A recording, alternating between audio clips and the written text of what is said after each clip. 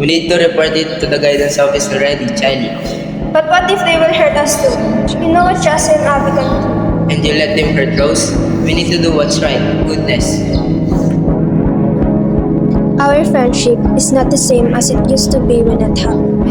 Another school year came, and that's when things started to slowly fade. Jesse and Abby got expelled. Gian transferred into another school, and Rose met new friends. New friends that made her more distant to me. New friends that made me become her backup friend.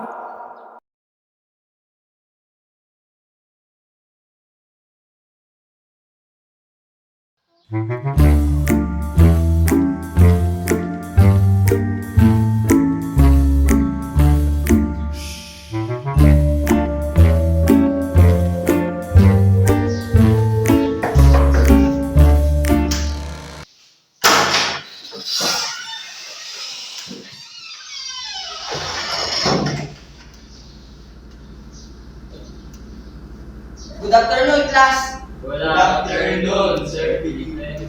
I said good afternoon. Good afternoon, Sir Felipe. Much better. For your first activity, you need to find a pair and summarize the story on page 5 to 8.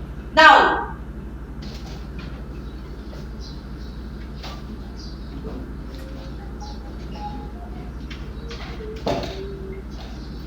Hey, do you have a partner na ba?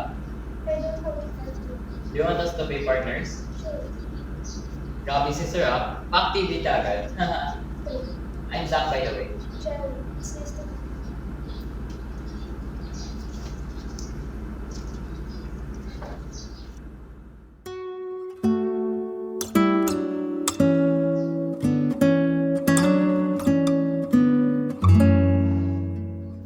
Students, finish or not finish, pass your papers.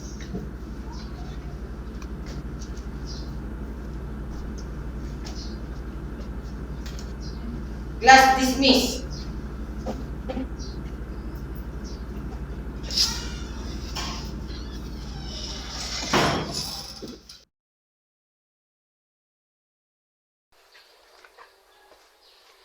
Why are you still here? It's already 5 p.m. I'm still waiting for Uncle to fetch me. Is it okay if I stay with you until your uncle arrives? Sure. Uncle's already there. Nauna na ako. Bye. Take care.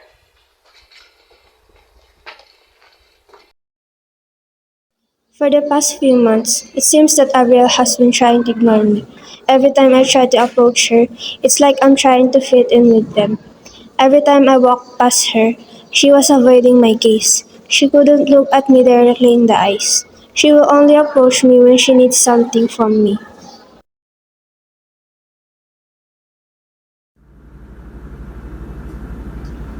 Hey, are you okay? Yeah, it's fine. I know you're not. You can tell me what's bothering you. Since the process of Oh, is she your friend? Here comes the book. Over time, I've noticed that she's If I were you, you should confront her and talk about it. yeah, that's it. If something happens, call me and I'll be there.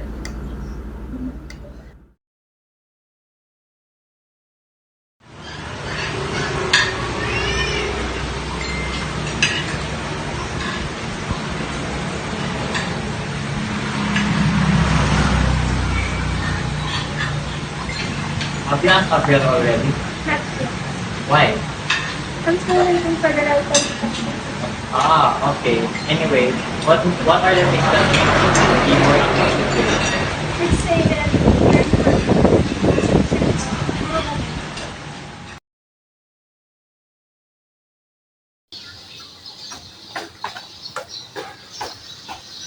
wait, I forgot my wallet.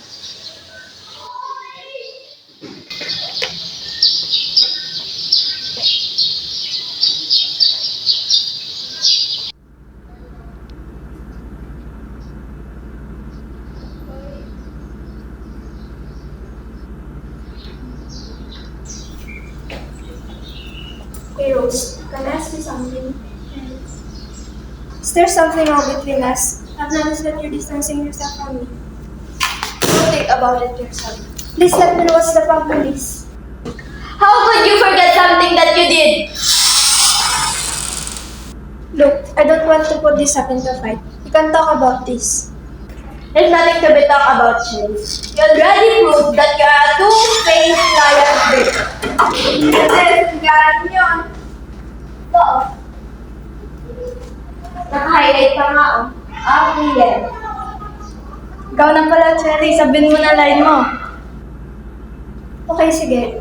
What? I don't understand. Can't you remember what happened to me last year? I thought you'd help me then. I know that you and Dian were there before. Why didn't you help me? But we tried to. Enough! I don't want to hear anything from you anymore. Just let me explain, Rose, please. Stop it, Shelly. From now on, we're not friends anymore.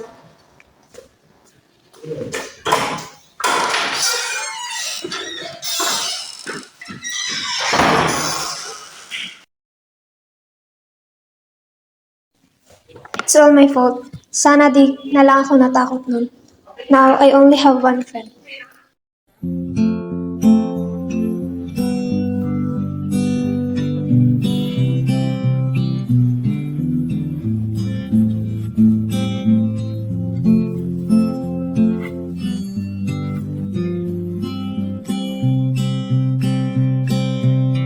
Lilipas din ang ulan, sisikat din ang araw, gaganang pakiramdam, sasayaw, sisigaw sa gitna ng daan.